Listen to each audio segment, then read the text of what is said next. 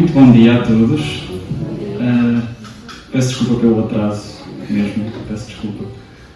Este atraso provoca atraso também. Sejam bem-vindos a mais um culto. Sejam bem-vindos à casa do Senhor. Espero que se sintam bem-vindos, bem acolhidos e espero que também estejam aqui com o desejo de louvarmos, de glorificarmos o nome do nosso Deus e também de aprendermos mais sobre Ele. Porque nós estamos aqui para isso, estamos aqui para podermos todos juntos, enquanto irmãos, enquanto corpo de Cristo, podermos uns com os outros na comunhão, celebrarmos este grande amor e podermos também aprender mais sobre o que Ele tem para nos ensinar. Vamos começar com um pequeno período de louvor. Vamos cantar duas músicas de louvor e adoração a Deus. A primeira música que vamos cantar é o Deus, Tu És Bom. É uma música mexida, conhecida, não sei se de toda a gente, mas também é fácil de aprender. E nós às vezes achamos que este adjetivo para caracterizar Deus é um bocado banal, não é? Bom é uma coisa muito vaga, ou uma coisa muito simples, parece, não é? Mas, na verdade, é um adjetivo que até o próprio Senhor Jesus usou quando foi interpelado e disse que só Deus é bom, não é? Não foi? Lembra essa passagem. Então, se até o próprio Senhor Jesus caracteriza Deus Pai com este adjetivo, então é porque deve ser mesmo uma boa maneira de caracterizar. Bom, genuinamente bom. E é isso que nós vamos cantar com este coro. Deus, Tu És Bom. Queria pedir que pudéssemos ficar de pé, que eles pudessem. E vamos cantar este hino para o louvor do nosso Deus.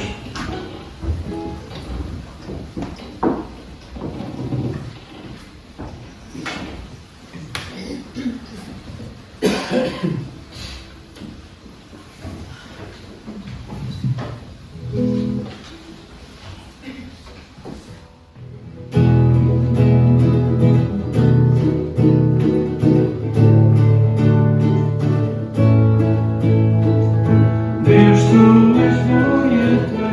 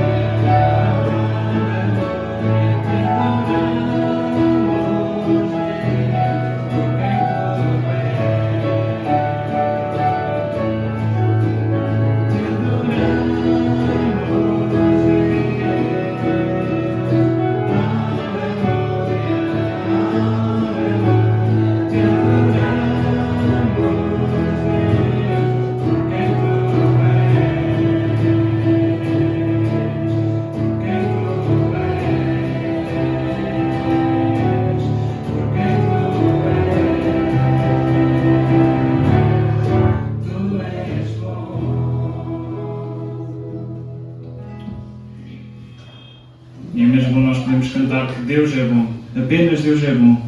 Tu és bom, sempre bom. Mesmo nos momentos da nossa vida em que nós estamos mais em baixo, mesmo quando as circunstâncias nos abalam e parece que nos querem mandar abaixo e derrotar e fazer também com que a nossa fé seja mais enfraquecida, em todo o tempo Deus é bom. E é uma verdade em que nós podemos confiar e é uma verdade que dá segurança e paz, mesmo nas nossas falhas, mesmo nas nossas adversidades. Deus é bom e a sua misericórdia é para sempre. Vamos cantar mais um hino um bocadinho mais calmo, mas que nos lembra a razão pela qual nós estamos aqui e também a maneira como nós devemos viver a nossa vida. Se recordam, quando Jesus estava a passar por Samaria, encontrou-se com uma mulher que estava lá no poço e depois de uma conversa em que a mulher compreendeu que Jesus não era uma pessoa qualquer, a mulher fez a pergunta: aonde é que é suposto adorar? E Jesus disse que o Pai procura adoradores que adorem em espírito e em verdade. E é isso que nós somos chamados a fazer. A adorar, a viver, a louvar de forma genuína, de forma íntegra, não com farsas, não com máscaras, não com religiosidades, mas com um coração genuíno mesmo entregue a Deus. Muitas vezes isto é difícil porque temos tanta coisa na nossa cabeça, porque temos falhas, né? Porque o nosso pecado ainda está aqui a tentar afastar-nos, mas que ao cantarmos esta música possamos relembrar-nos e intencionalmente na nossa vida, no nosso dia-a-dia, procurarmos viver de forma genuína, adorando sempre em espírito e em verdade. Então vamos cantar este coro em espírito e em verdade.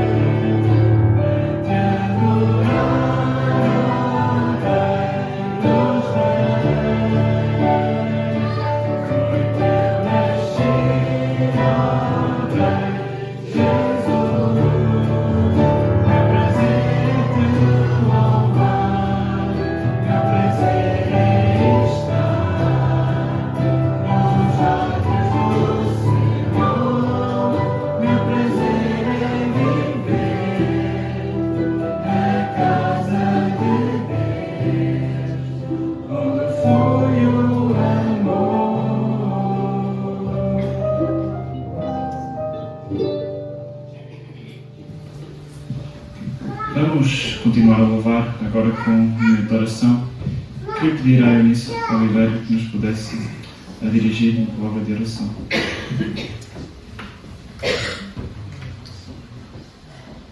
Não há palavras, Senhor, para te louvar e te honrar e dizer o quanto és importante para nós. E és precioso para a nossa alma e nós queremos render toda a adoração que tu és digno. Apesar da nossa pequenez, da nossa insignificância, conheces e sondas o nosso coração, Senhor, e sabes como nós te amamos e como nós precisamos de ti a cada passo. E nós estamos tão gratos por aquilo que tu és para cada nós. Senhor, queremos agradecer por esta oportunidade de estarmos juntos, em comunhão, e podemos adorar-te em conjunto. Queremos pedir uma bênção para este tempo e para tudo o que vai ser feito. Obrigado a Deus por já falaste ao nosso coração. Obrigado que entregamos o resto deste tempo, que tu possas abençoar cada coração aqui, falar de toda a sua necessidade, Senhor, e usar aqueles que vão ocupar o lugar que tu escolheste, que tu dirigiste e que tu já previamente inspiraste também. Obrigada, Senhor, por tudo o que tens feito por nós e desde já agradecemos também pelo que vais fazer. Em nome do Senhor Jesus. Amém. Podem sentar-se.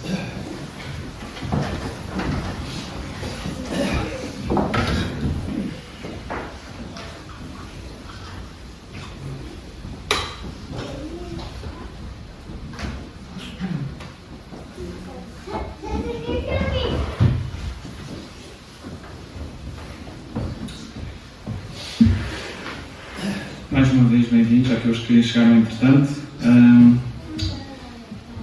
Como já sabem, a maior parte, este é o mais um culto de jovens, estamos no terceiro domingo do mês e vamos continuar a nossa jornada por Hebreus. Hoje temos o André, que aceitou o meu convite, este desafio de partilhar a mensagem de mais uma passagem deste livro, que pode ser um bocado complicado às vezes, mas tem muito para nos ensinar. Portanto, obrigado André e Beatriz também por terem vindo. De outros anúncios, temos os habituais pedidos de oração, aos quais queria adicionar dois em particular. Temos o irmão Zé Manel, que foi internado, depois saiu e agora voltou a ser internado. Está numa situação complicada. Por favor, não se esqueçam de orar por ele. Também a irmã Isaura também está internada, penso eu. E também necessita das nossas orações. Pronto, ela esteve internada ao Açor, ainda não sabemos se ela saiu ou não, mas de qualquer maneira também se encontra numa situação debilitada em termos de saúde. Portanto, não nos esqueçamos de orar por todos aqueles que estavam aí, por outros que souberem, mas em particular pelo irmão Zé Manel e pela irmã Isaura, que se encontram numa situação mais debilitada. De outros anúncios, como devem ter reparado, o Anderson e a Fábia não estão aqui, foram para o calor, né? Obviamente, mas aquele estudo bíblico que costumava ser dado às quartas-feiras vai continuar a existir na mesma hora, mas só que em vez de ser estudo bíblico vai passar a ser reunião de oração, enquanto o Anderson e a Fábia estiverem fora. Portanto, quarta às 10 da manhã, penso eu, certo? 10h30. Quarta às 10h30 da manhã, na hora do antigo estudo bíblico dado pelo Anderson, vai assim temporariamente haver reunião de oração para os irmãos e irmãs que puderem e quiserem vir, estejam à vontade. De outros anúncios também lembrar que eu tenho aqui algumas coletâneas. Eu peço desculpa porque pronto, ainda não consegui distribuir todas, ainda há pessoas que tinham dito que queriam comprar e eu imprimi a contar com elas, mas elas ainda não compraram. Está aqui alguma confusão, não é assim muito, mas alguma. Portanto, se vocês se lembram de ter dito que queriam e se ainda não têm, por favor falem comigo no final do culto. Depois, consoante aquelas que sobrarem, posso distribuir para mais pessoas, mas peço desculpa porque não tenho assim muitas mais e porque imprimir ainda demora o seu tempo. Mas ainda tenho ali algumas se quiserem comprar. Penso que de anúncios está tudo. Vamos continuar o nosso culto cantando mais duas músicas antes de ouvirmos a mensagem que Deus tem para nós esta manhã.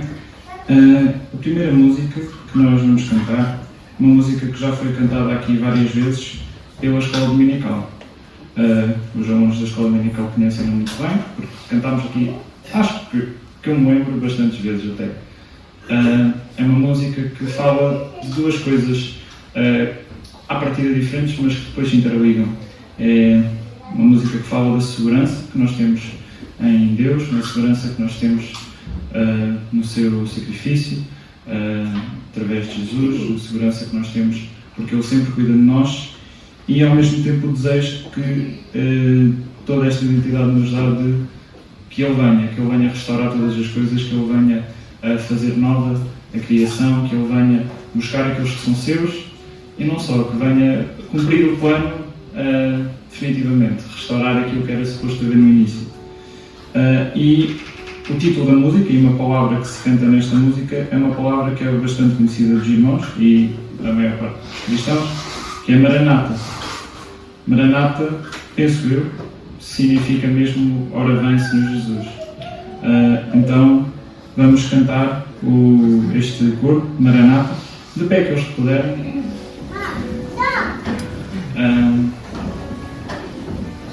Os alunos da Escola Dominical que aqui estiverem e que se lembrem do coro, ajudem e cantem bem para as outras pessoas ouvirem, mas também é fácil.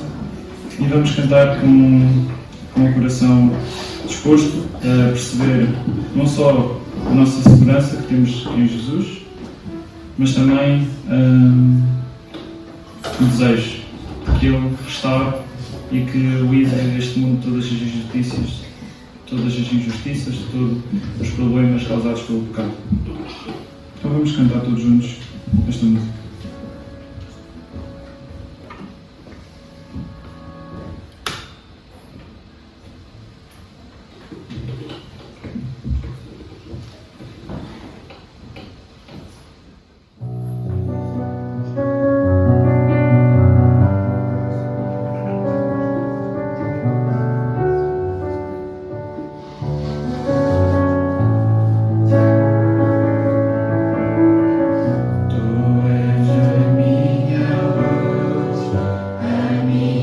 Salvação, eu tenho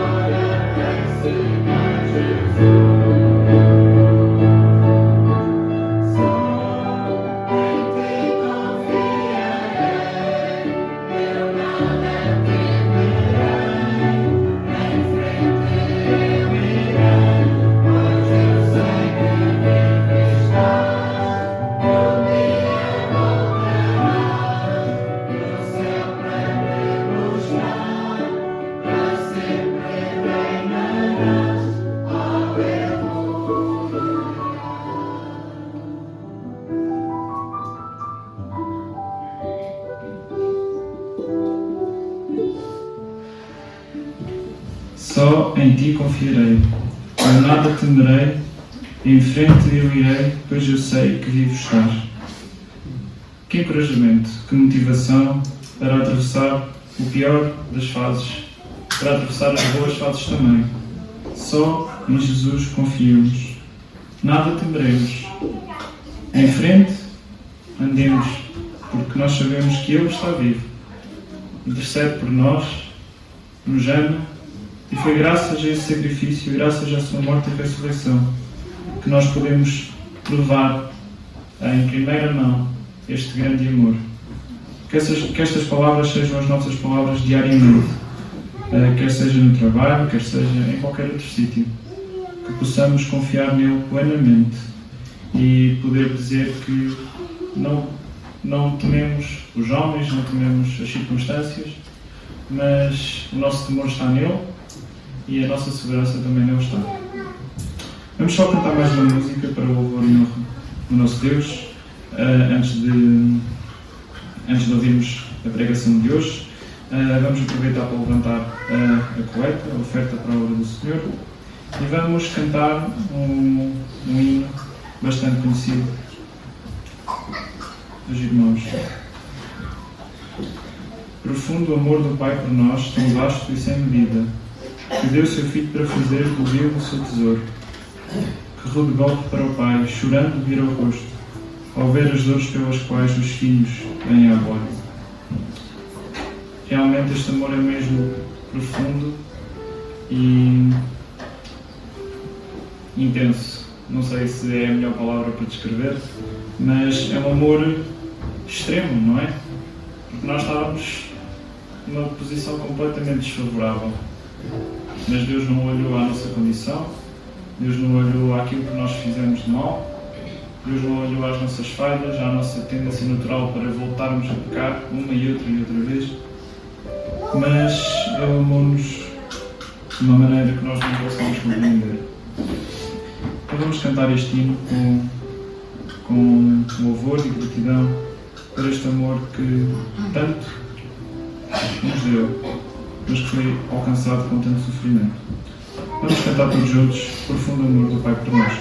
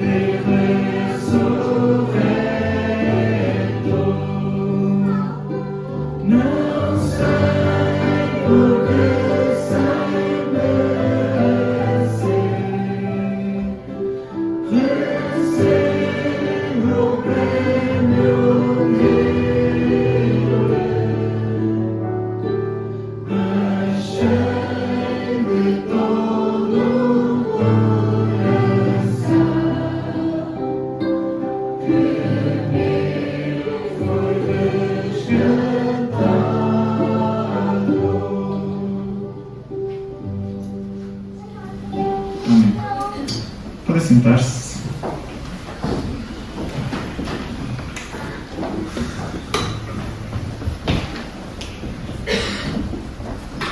Chegou agora o momento de ouvirmos aquilo que Deus tem para nos transmitir esta manhã, que estejamos atentos e que possamos ouvir e aplicar aquilo que Deus tem para nos transmitir esta manhã através do André. Então, André, podes vir.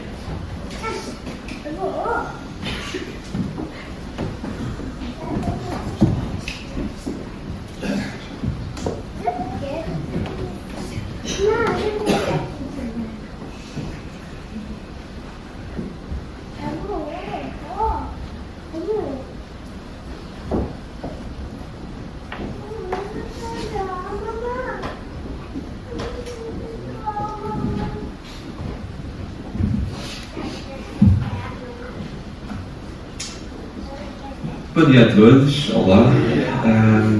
É bom ver-vos a todos, são caras não novas, são conhecidas, mas que já não vejo há algum tempo.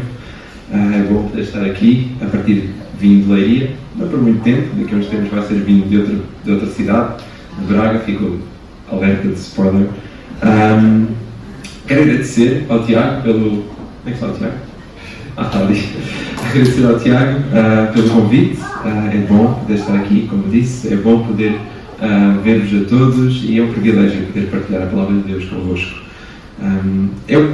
Para começarmos o nosso texto esta manhã, eu pedia que abrissem nas vossas Bíblias, ou independentemente de serem digitais ou em papel, pedia para vocês abrirem no livro de Hebreus. O livro de Hebreus está no Novo Testamento, depois de Tito, depois de Filémon, antes de Tiago.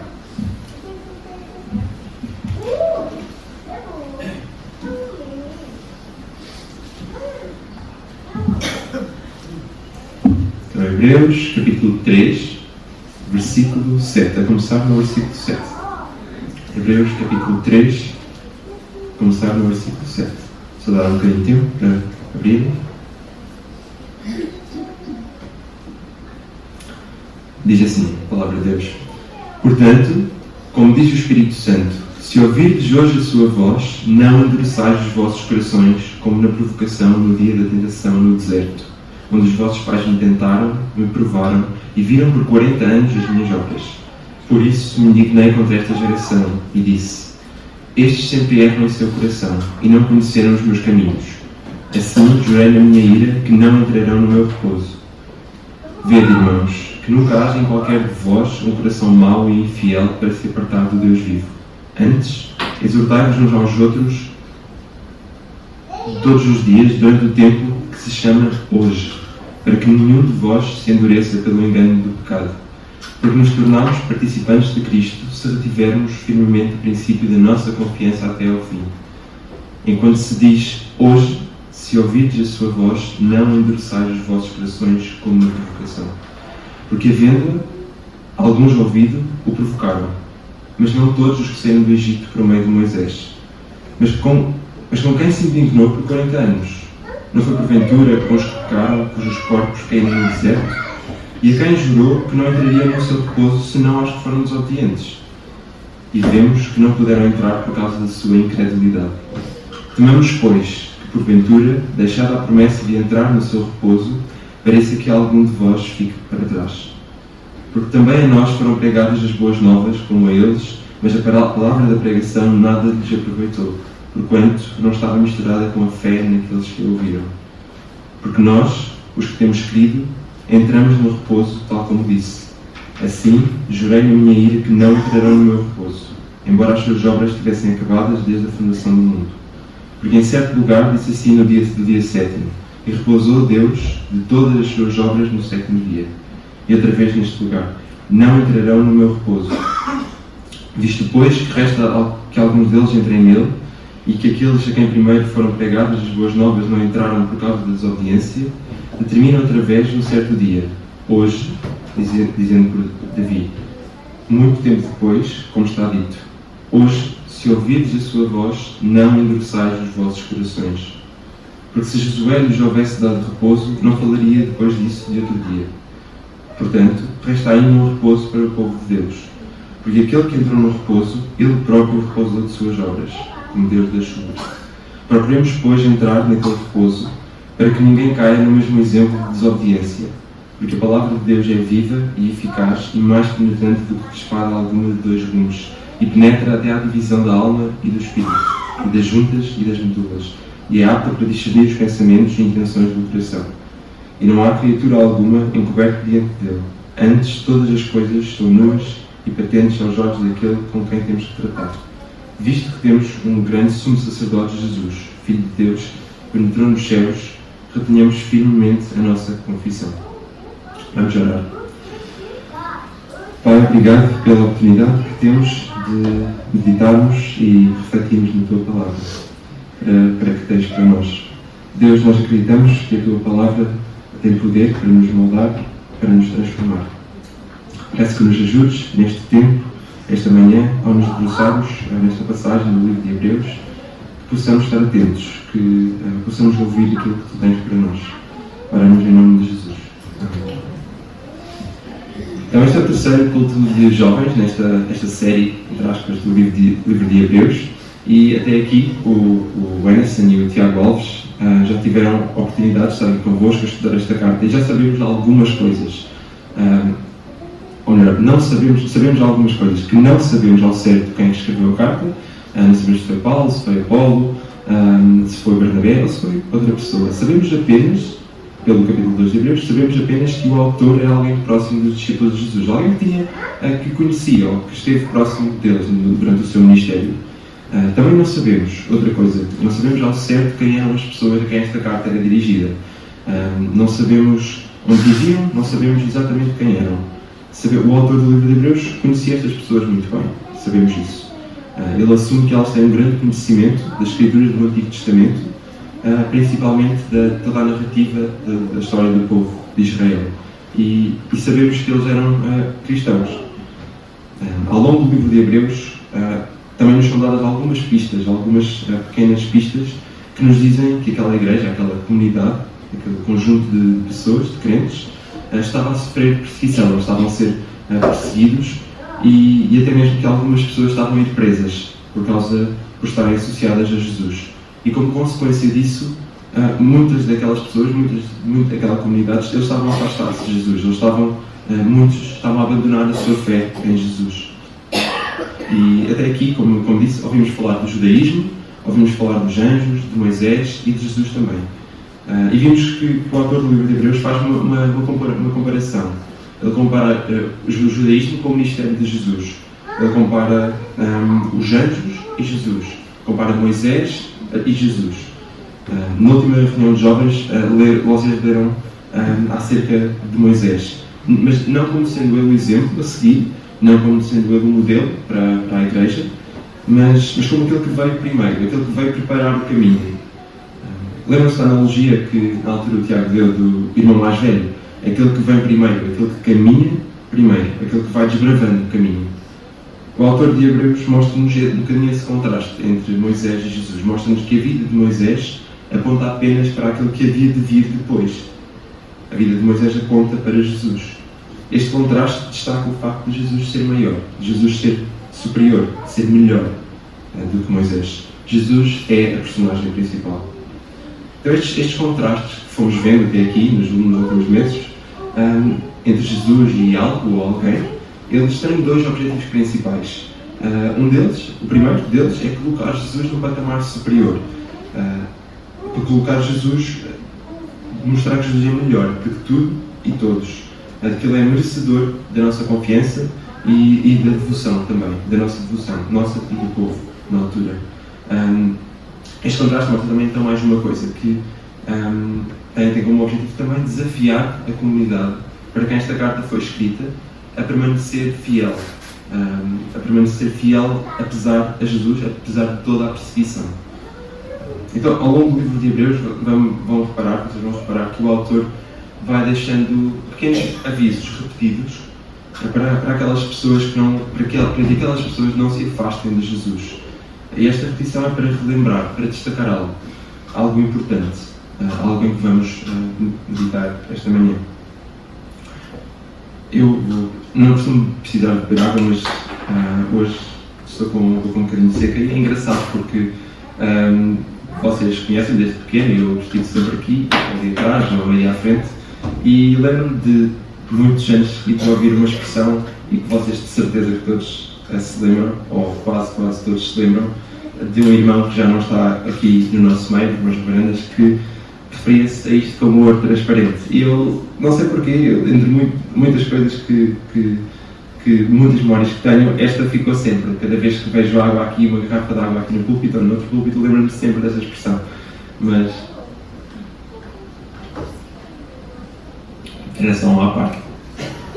Primeira vez que bebi água de uma garrafa num contexto deste também. Curiosidade. Então, nos dias que correm, as pessoas não estão a descansar o suficiente. Um artigo publicado há relativamente pouco tempo, na revista Forbes, ela argumenta que quase 40% da população dorme menos de 6 horas por noite. E o que se traduz no maior risco e problemas de saúde. Mas não é só a falta de descanso físico que é um problema. Também precisamos de descanso espiritual. A vida cristã, por mais maravilhosa que seja, também pode ser cansativa, também é cansativa. Também nos cansamos, não da nossa fé, não das nossas convicções, mas à medida que passamos pelo deserto, entre aspas, da nossa vida, ou seja, por dificuldades, por tribulações, isto pode ser cansativo.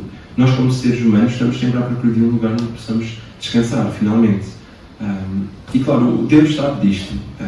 Mesmo no Antigo Testamento nós vemos que o descanso é um assunto que é abordado várias vezes. De facto, Deus fez uma promessa aos israelitas que os levaria para a terra prometida, para Canaã, um lugar de grande descanso. Mas como vamos ver mais abaixo na passagem, peço desculpa, Mas como vamos ver mais abaixo, a terra física de Canaã, o espaço, aquele local não era o descanso final que Deus tinha em mente. Canaã era uma imagem do grande descanso que todos os crentes desfrutariam um dia no céu com o próprio Deus. Apesar do desejo de Deus de dar descanso ao seu povo, nem todos receberam. A nossa passagem começa em Hebreus, capítulo 3, versículo 7, com um aviso. E esse aviso não vem só aqui em Hebreus, não aparece só aqui em Hebreus pela primeira vez. Na verdade, ele aparece no Salmo 95. Que diz: se hoje ouvirdes a sua voz, não endureçais o coração, como em Meribá, como no dia de Massá no deserto, quando vossos pais me tentaram, pondo-me à prova, ainda que tivessem visto as minhas obras. Durante 40 anos, indignei-me contra aquela geração e disse: é um povo de coração obstinado, não anda nos meus caminhos. Nesta passagem, no Salmo 95, Deus avisa o leitor para não cometer o mesmo erro daquela geração que não conseguiu entrar na Terra Prometida. Esta era uma história, Salmo 95, esta era uma história que teria sido bem conhecida para todos os judeus naquela altura. Os israelitas tinham sido graciosamente tirados da terra do Egito e dirigiam-se para Canaã, uma terra descrita como um lugar em que jorrava leite e mel. Mas a maioria nunca chegou lá. Nunca chegaram ao descanso de Deus em Canaã porque tinham um coração endurecido. Eles eram rebeldes e incrédulos. As queixas do povo atingiram o seu pico, em parte, dizendo, no capítulo 14, em Números, em que, naquela altura, espiões tinham sido enviados à terra de Canaã para ver os cidadãos que lá estavam, os habitantes, para trazer uma descrição ao povo de Israel, e eles voltaram com descrições assustadoras e dos seus poderosos habitantes. As pessoas, o povo de Israel, que estavam cá fora de Canaã, da terra prometida, eles ficaram assustados, eles ficaram com medo de entrar, tanto que eles desejaram ter morrido no deserto.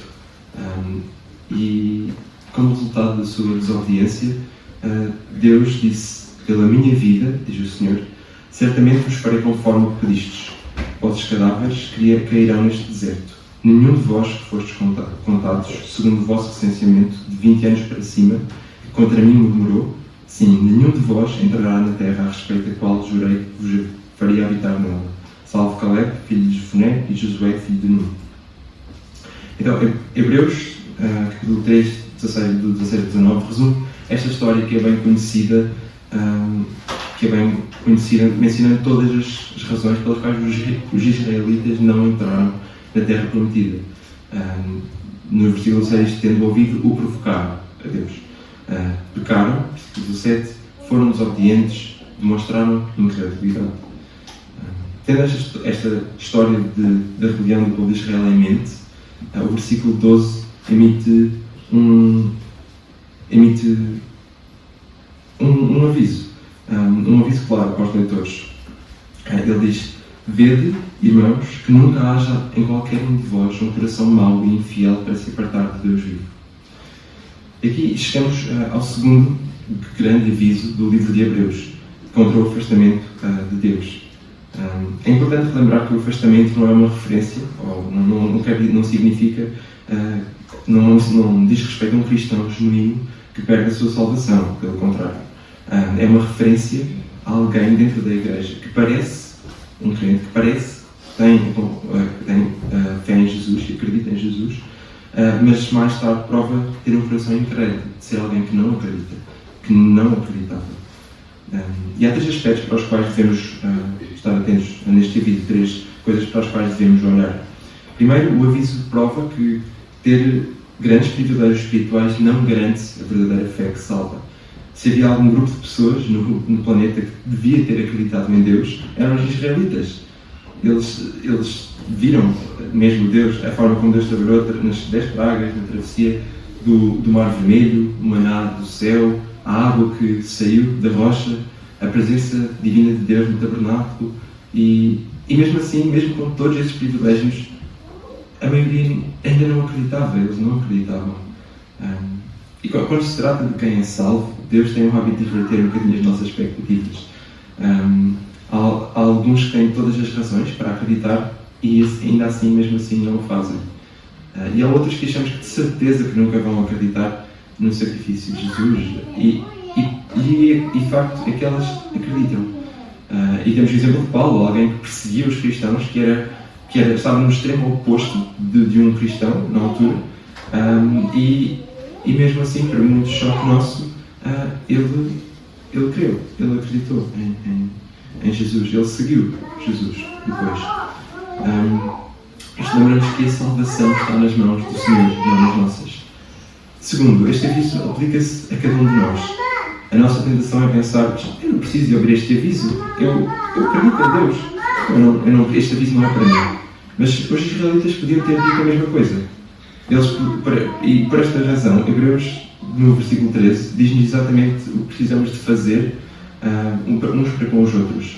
Ele diz-nos, exortai-vos uns aos outros todos os dias, durante o tempo que se chama hoje, para que nenhum de vós se endureça pelo engano do pecado. Por outras palavras, temos de levar os avisos a sério e urgentemente, enquanto ainda é hoje. Devemos estar regularmente a exortar-nos mutuamente, a perseverarmos na nossa caminhada espiritual e a não nos afastarmos. Em terceiro lugar, este aviso ensina-nos que um bom começo não garante um bom fim. Alguém pode começar a sua vida cristã com entusiasmo e otimismo, mas o verdadeiro teste é se uma pessoa demonstra perseverança. Assim o versículo 14 diz, porque nos tornamos participantes com Cristo se retivermos firmemente o princípio da nossa confiança. O tema da perseverança volta a surgir mais à frente na passagem e ao longo do livro de Hebreus. Firmeza é o teste do verdadeiro crente. Jesus também destacou este ponto na parábola do semeador, quando ele, em Marcos, nos Evangelhos, quando ele indica que algumas sementes que foram lançadas brotaram imediatamente, mas não duram porque não tinham profundidade de solo. E com este aviso ainda em mente, o nosso autor escreve no versículo 1 do capítulo 4: ainda que nos tenha sido deixada a promessa de entrar no seu descanso.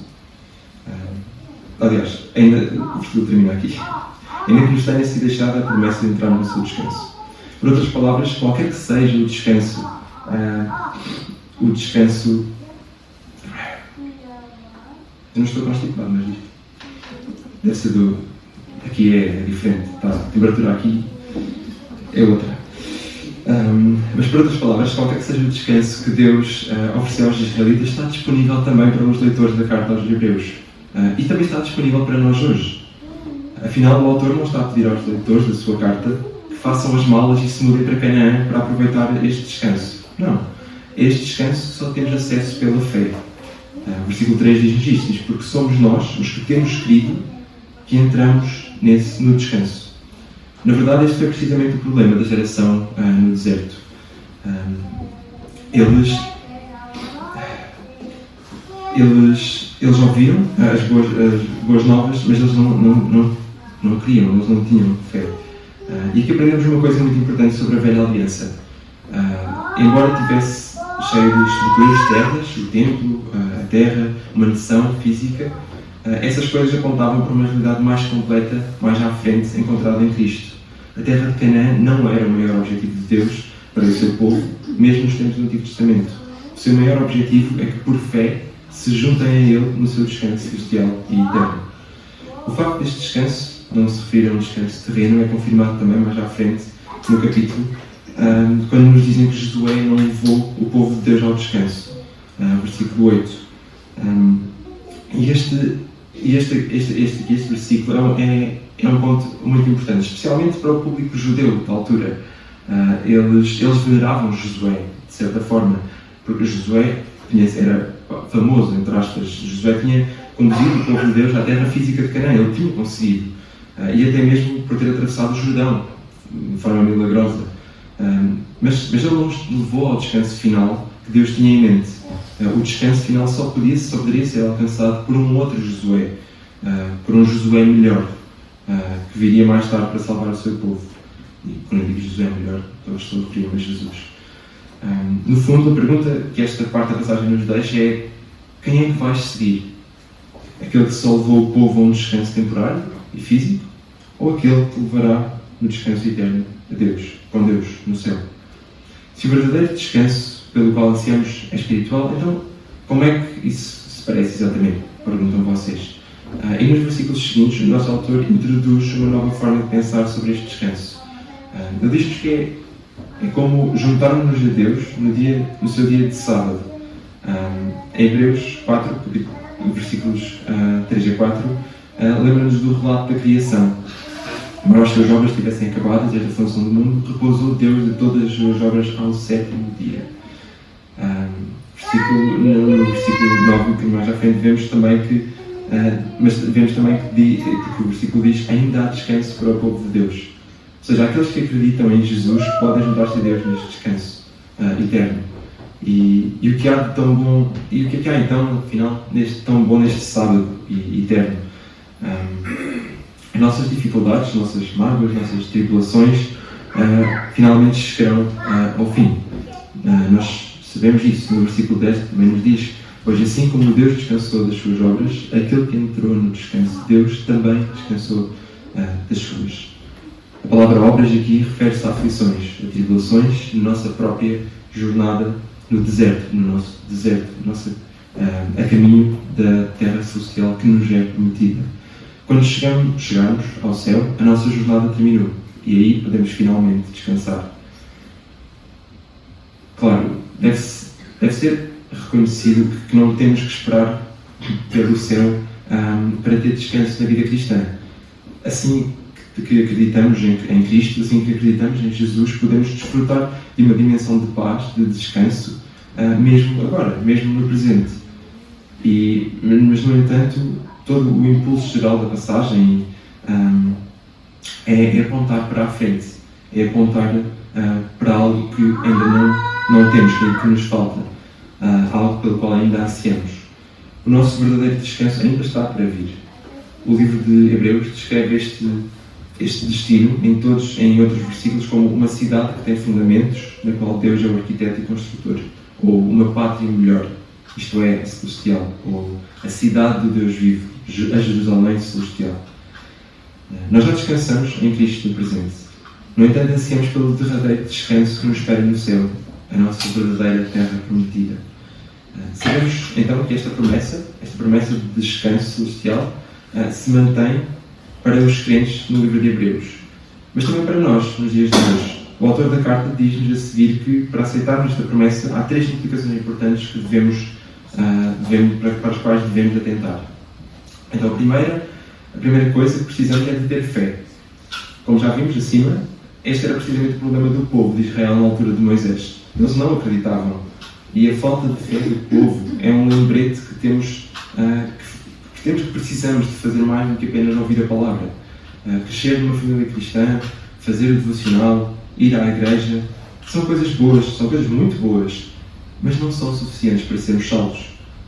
O que importa não é apenas a fé em si, mas é o objeto da nossa fé. O que nos salva é Jesus, nada mais. Temos que ter fé em Jesus. E a segunda coisa que precisamos de ter é medo. Já vamos perceber a palavra, também que é a palavra medo. Ou seja, por outras palavras, temos que levar a sério o perigo de negligenciarmos esta oferta que nos é dada, de salvação. E vemos isto logo no início do capítulo 4, no versículo 1, diz-nos que ainda que nos tenha sido deixada a promessa de entrar no seu descanso, tememos que algum de vós pareça ter falhado. Se queremos entrar na terra prometida, no verdadeiro descanso, um dia com Deus, temos que estar atentos, temos que lutar contra a incredulidade. E ao longo do nosso texto, este tema da incredulidade aparece várias vezes. Se repararem, a rejeição de Deus daquela geração rebelde e desobediente é repetida nos versículos 3 e 5. Depois lemos no versículo 6 que os israelitas não entraram por causa da desobediência. No versículo 7, o autor cita o Salmo 95 mais uma vez, que diz, que vocês devem ter reparado quando lemos a passagem hoje, há bocadinho. Hoje, se ouvirdes a sua voz, não endureçais os vossos corações. Precisamos de estar atentos, precisamos de estar vigilantes, para que não hajamos como os israelitas no deserto. Nos dias em que vivemos, hoje, o mundo moderno precisa desta mensagem mais do que nunca. Poucos hoje se preocupam com a sua vida espiritual. É um pouco a realidade. Infelizmente, o conceito de eternidade é rejeitado facilmente com dos nossos colegas ou amigos, ou no trabalho, na universidade, na escola, nos nossos vizinhos. Eles dizem: penses nisso, tens muitos anos pela frente, vive o momento, aproveita as coisas boas da vida. Há mesmo uma expressão inglesa, norte-americana, que é YOLO. Essa expressão, traduzida para português, significa que tu só vives uma vez. Então é com esta intenção de aproveitar a vida. E há muitas pessoas que vivem com esta filosofia, com este ideal, com esta máxima, como se o final fosse igual para todos. Não é? Estes são os pensamentos para os quais o autor do livro de Hebreus nos alerta, enquanto alerta aqueles crentes, e nos alerta também a nós hoje. Nós, enquanto cristãos, sabemos que a vida não termina quando morremos. Sabemos que há algo mais depois da morte. E temos esperança também no que vem depois. E temos esperança porque temos fé. Temos fé em Jesus e no seu sacrifício por nós. Até podemos aproveitar a expressão tão usada, esta do YOLO, estas 4 letras, e alterá-la para eu só morro uma vez. Porque, na verdade, nós morremos uma vez. Nós não vivemos só agora. E assim pode mesmo ser este pequeno lembrete alterado para nós cristãos, para a nossa necessidade de cuidarmos da nossa vida espiritual. Nós só morremos uma vez.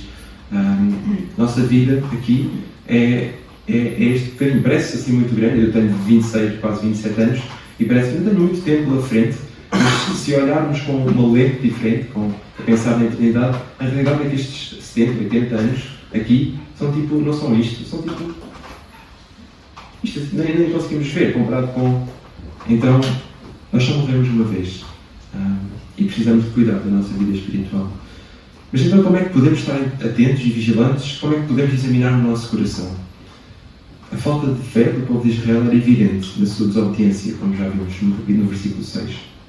Mas, e embora não sejamos salvos pela obediência, somos salvos apenas pela fé em Cristo, a nossa obediência pode ser um teste para vermos se a nossa fé é real. Na verdade, quando Jesus diz como identificar os falsos profetas, em Mateus, ele diz: pelos seus frutos os conhecereis. Então, como é que está o fruto da obediência na nossa vida hoje? Nenhum cristão é ou pode ser perfeito na nossa vida aqui. Estamos todos muito aquém do padrão perfeito de Deus. Mas se alguém realmente acredita em Cristo e tem o Espírito Santo, irá inevitavelmente produzir bons frutos. A terceira coisa que precisamos é de lutar. A vida cristã pode e vai ser difícil. E sim, é maravilhoso, é entusiasmante e é gratificante vivermos cada dia com confiança, com uma segurança e a promessa de estarmos com Deus, como já cantámos esta manhã. Mas ao longo da vida aqui também passamos por momentos difíceis e isso pode ser exaustivo, desanimador e até desencorajador. E esta secção do capítulo 4 termina com: por isso, esforçamo-nos por entrar nesse descanso. E a palavra esforçamo-nos é importante aqui. Recorda-nos que o esforço, a diligência e a perseverança são essenciais para a vida cristã. Não somos salvos pelos nossos esforços, não somos salvos pelas nossas obras, somos salvos pela graça de Cristo. Mas a vida cristã envolve esforço. Não é passiva, mas é ativa. É intencional. É por isso que o livro de Hebreus, mais à frente, compara a vida cristã a correr uma maratona. Eu não sou grande desportista, atleta de correr então não pode mesmo ser, mas correr não é fácil. É preciso trabalho, é preciso sacrifício para ultrapassar a dor, a exaustão, mas há uma recompensa no final destes atletas. E para nós, enquanto cristãos, esta maratona também há uma recompensa no final. Há uma grande terra prometida à nossa espera. Um dia não haverá mais esforços, nem tentações, nem tribulações, haverá paz, haverá descanso para sempre com Jesus. Diz-nos no versículo 10: porque aquele que entrou no seu repouso, ele próprio repousou das suas obras, como Deus das suas. E esta é a nossa grande esperança nos dias de hoje. Esta é a nossa esperança. No dia 31 de outubro, foi há pouco tempo, foi celebrado, e é todos os anos, mas no dia 31 de outubro de 1517, um monge alemão chamado Martinho Lutero pregou as suas 95 teses na porta da igreja de Wittenberg. Aquele evento singular foi uma pequena faísca que acendeu um enorme fogo que se espalhou por toda a Europa. Fogo e a faísca não são literais. E até mesmo por todo o mundo. Começou o que agora conhecemos como a Reforma Protestante. Anos mais tarde, Lutero escreveu um pouco sobre o que é que despoltou tudo aquilo. E o que ele disse foi exatamente o que levou. O que é que foi, aliás, que levou a esta transformação do mundo? E foi perguntar a Lutero. E a resposta dele captura um bocadinho a essência da reforma protestante. Ele disse assim: simplesmente ensinei, preguei e escrevi a palavra de Deus. Tirando isso, não fiz nada. A palavra enfraqueceu mais a Igreja Católica e as suas convicções do que qualquer príncipe, qualquer imperador no passado. Não fiz nada. A palavra fez tudo. O mundo não mudou por causa na altura, não mudou por causa de esquemas políticos, ou de um grande exército, ou de muito dinheiro. Foi pelo poder da palavra de Deus. Este é o principal instrumento de Deus para mudar o mundo e nos mudar também a nós. Hebreus, capítulo 4, versículos 12 e 13, captura esta verdade numa das passagens mais profundas da Bíblia. É um dos melhores resumos do que torna a palavra de Deus tão importante. À primeira vista, pode parecer que estes versículos 12 e 13 estão fora do sítio, quando lemos a passagem. Como se o autor, de repente, mudasse de assunto. Mas eles vêm no seguimento do capítulo. Se olharmos para o versículo 11, recebemos mais um aviso que nos diz que devemos obedecer a Deus, para que não nos afastemos, como os israelitas. E então, nos versículos 12 e 13, o autor explica porque é que devemos ouvir Deus. E ele diz-nos porque a sua palavra é viva, ativa e poderosa. Devemos acreditar ou não na palavra de Deus não é apenas uma questão académica, não é apenas uma questão de salvação, é uma questão de eternidade. No capítulo 4, no versículo 11, diz-nos que se não confiarmos em Deus e nas suas promessas, nas promessas que Ele faz no Evangelho, então o que aconteceu aos israelitas na altura vai acontecer-nos também a nós. Já pensaram no quão notável é que os israelitas não acreditaram em Deus, mesmo depois de tudo o que tinham experienciado? Mesmo aqueles que testemunharam e viram a coluna de fogo que os levou pelo deserto, que viram a separação do Mar Vermelho, que viram a água que saía da rocha, eles continuavam a não acreditar verdadeiramente. Nós, que não vimos estas coisas, temos que perceber que a incredulidade é um perigo nas nossas vidas. É um problema de todos, que está em todos os corações humanos. Duvidamos das promessas de Deus por muitas razões. Talvez porque pensemos que o nosso caminho é melhor. Talvez porque decidimos que com as nossas pequenas mentes falíveis entendemos o universo melhor do que Deus. Talvez seja o facto de Deus nem sempre fazer aquilo que nós achamos que é melhor, quando nós achamos que é melhor. As coisas acontecem no seu tempo e nós tornamos impacientes. Talvez seja ouvir falsos profetas, pessoas que distorcem a palavra de Deus e nos confundem. Talvez sejam as mensagens que ouvimos do mundo que nos dizem que a palavra de Deus não é de confiança e que não podemos encontrar salvação, satisfação e alegria verdadeira, ou não, que podemos encontrar alegria verdadeira e satisfação num outro lugar. E talvez estejamos a passar por um momento difícil, o que nos leva a pensar: se Deus deixar que isto aconteça, que isto me aconteça, então não pode ser real. Seja qual for o motivo, todos nós temos propensão nos nossos corações quebrados e pecadores para duvidar das promessas de Deus. Então, nesta parte da passagem, o autor de Hebreus assegura-nos que a palavra de Deus é digna da nossa confiança. Ele consegue expor isto, e consegue isto ao expor 3 atributos da palavra de Deus. Ela é pessoal, ela é poderosa e ela é penetrante. Às vezes temos a tendência de olhar para a Bíblia como se fosse apenas um livro cheio de informações úteis. É como uma enciclopédia religiosa. Se queremos obter factos sobre Jesus, sobre Deus ou sobre a salvação, então esta é a ferramenta que nós vamos usar. Mas, e como resultado disto, a Bíblia pode parecer um bocado velha, ou estática, ou mesmo sem vida. Mas o versículo 12 começa com uma declaração que elimina logo esta ideia. Ele diz-nos: a palavra de Deus está viva. O que é que isso significa? Significa que uma pessoa viva é revelada na Bíblia. Quando encontramos a palavra, encontramos Deus. E é através da palavra de Deus que o conhecemos, que aprendemos dele e crescemos no nosso relacionamento com ele. Desta forma, a palavra é extraordinariamente pessoal. O teólogo John Frame captura isto de uma forma muito boa, muito interessante. Ele diz que quando encontramos a palavra de Deus, encontramos Deus. A sua palavra, de facto, é a presença pessoal, a sua presença pessoal. Sempre que a palavra de Deus é dita, lida ou ouvida, o próprio Deus está lá. Não é que o papel seja de alguma forma divino. As Bíblias que temos nas nossas mãos hoje são apenas objetos físicos. Mas quando o conteúdo da mensagem e as próprias palavras se enraizam nos nossos corações, Deus fala com o seu povo. É isto que torna a Bíblia diferente de todos os outros livros. Imaginem, por exemplo, que vão à Biblioteca Municipal aqui em Coimbra, ou para aqueles que são estudantes universitários, que vão à Biblioteca Geral da Universidade de Coimbra e tiram da prateleira um livro sobre Luís de Camões. De certeza que nesse livro vão poder aprender muitos factos sobre a sua vida, sobre a sua carreira e a importância que ele teve para o seu país, entre muitas outras coisas. Mas há uma coisa que nunca vão conseguir obter num livro sobre o Camões. Vocês nunca o vão conhecer verdadeiramente. E este não é o caso da Palavra de Deus, não é o caso da Bíblia, cujo autor não está morto. Pelo poder do Espírito, Deus manifesta-se nas palavras das Escrituras. Esta é a diferença espetacular entre a Bíblia e todos os outros livros do mundo. A presença de Deus encontra-se na sua palavra. Este é um livro pessoal e vivo. Esta realidade tem implicações para o porquê de nós pensarmos que a Bíblia é verdadeira. Nós, tipicamente, acreditamos que a Bíblia é verdadeira por razões muito impessoais, porque está em conformidade com os factos da história, ou porque tem manuscritos fiáveis, etc. Mas também podemos acreditar que a Bíblia é verdadeira por razões pessoais, porque reconhecemos que contém a voz de alguém a quem conhecemos e em quem confiamos. No mundo ocidental, nos dias de hoje, vemos a ascensão desta espiritualidade popular, que é uma forma de as pessoas se sentirem que estão em contacto com Deus, para elas se sentirem Deus, enquanto ignoram os meios que Deus deu para isso, a Bíblia.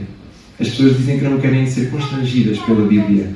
Elas não acreditam na autoridade da palavra de Deus, mas apenas na sua própria experiência pessoal. Mas Deus manifestou-se através da sua palavra.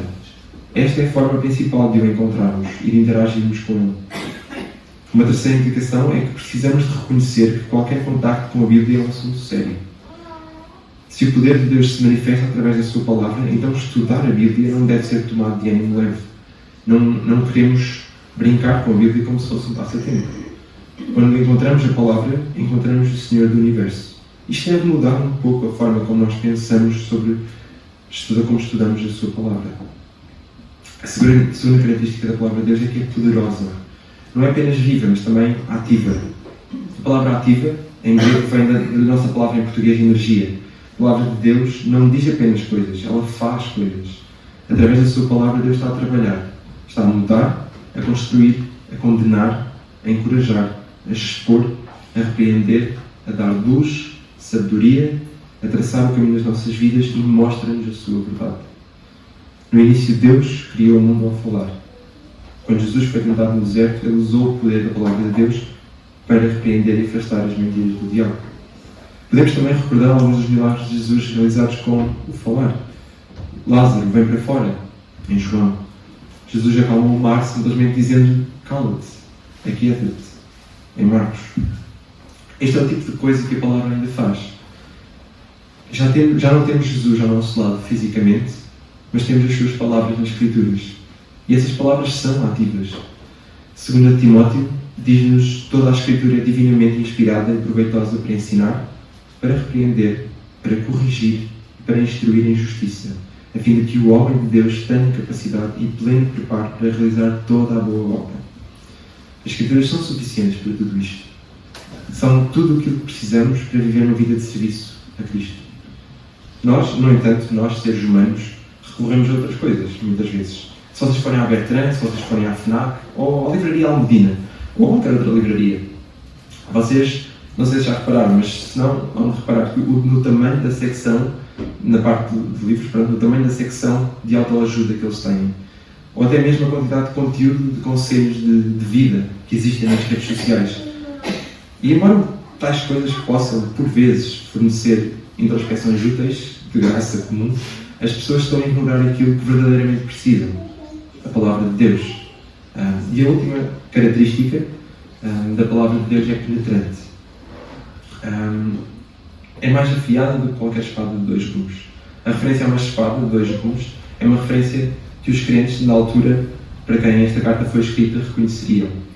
Sem dúvida, o autor referia-se a uma espada curta romana, conhecida como o gládio.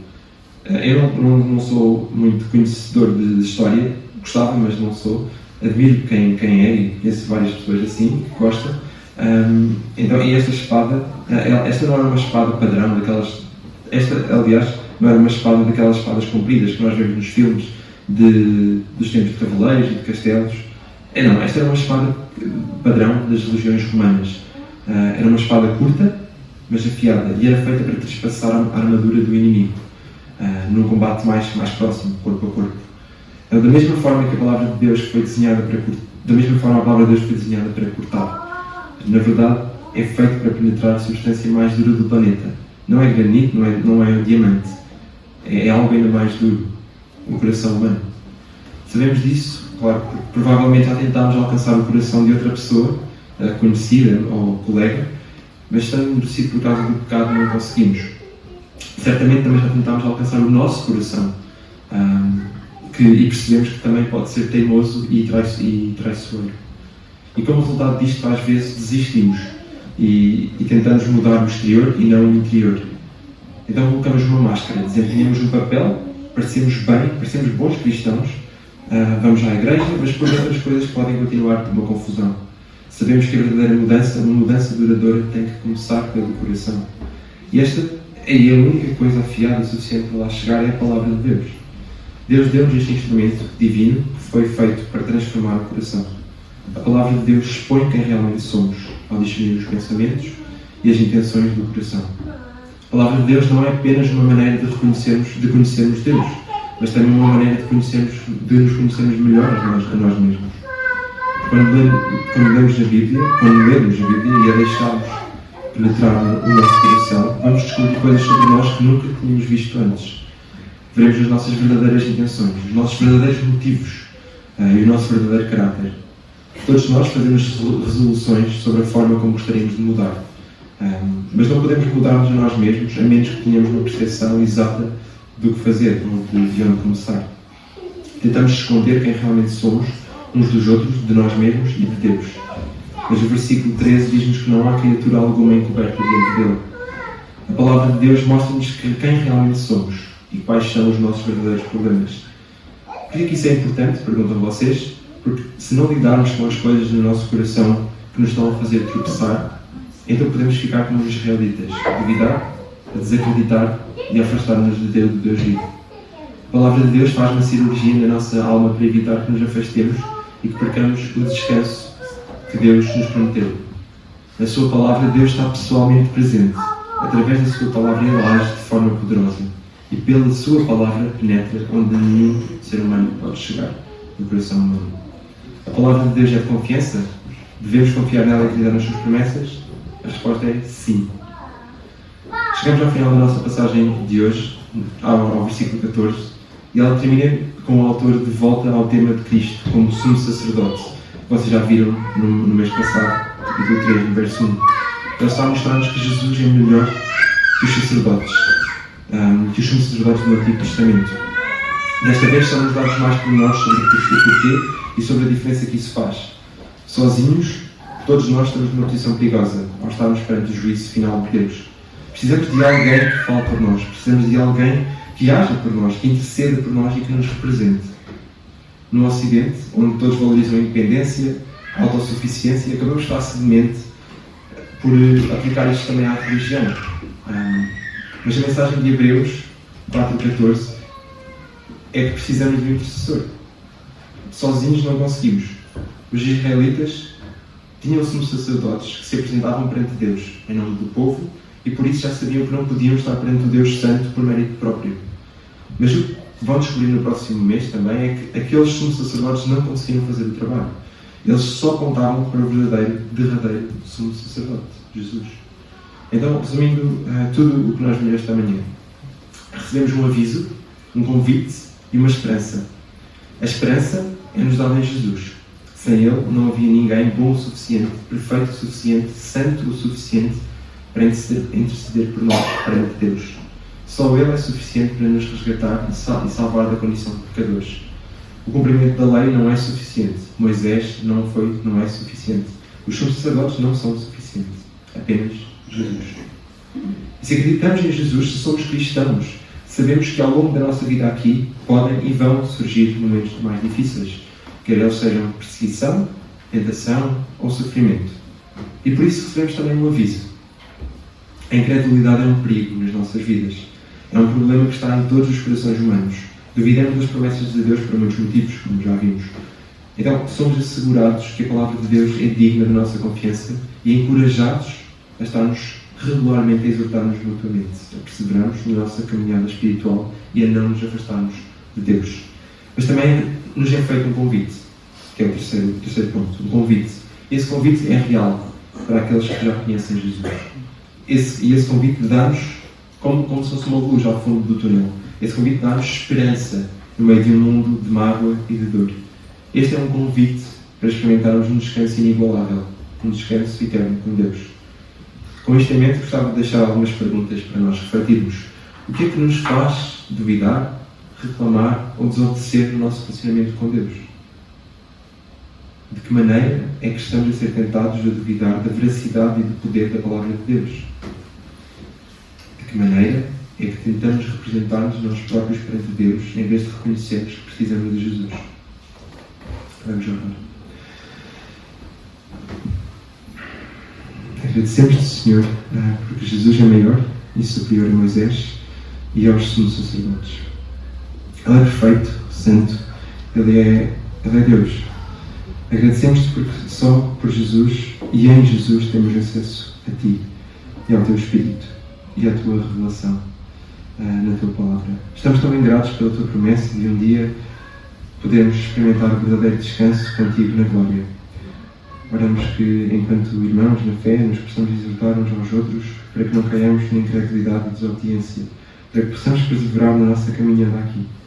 Oro também que nos possamos lembrar que a Tua Palavra é viva, ativa e poderosa e que podemos confiar nela para transformar e moldar continuamente o nosso coração.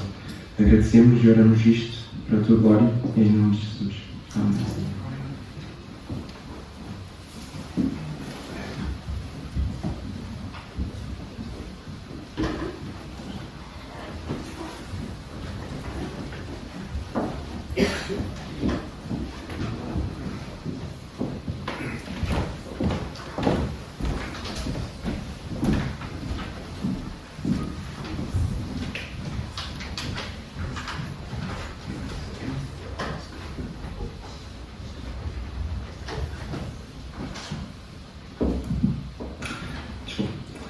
Estamos muito gratos por a mensagem que nós ouvimos e que realmente possam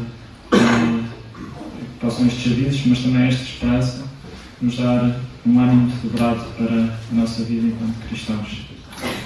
Temos chegado ao final do nosso culto. O André já terminou com a oração e a hora vai avançada. Portanto, vamos dar por terminado o nosso culto. Espero que todos tenham sido abençoados. Que Deus vos continue a abençoar durante o resto deste fim de semana e durante a próxima semana. E até à próxima. Obrigado.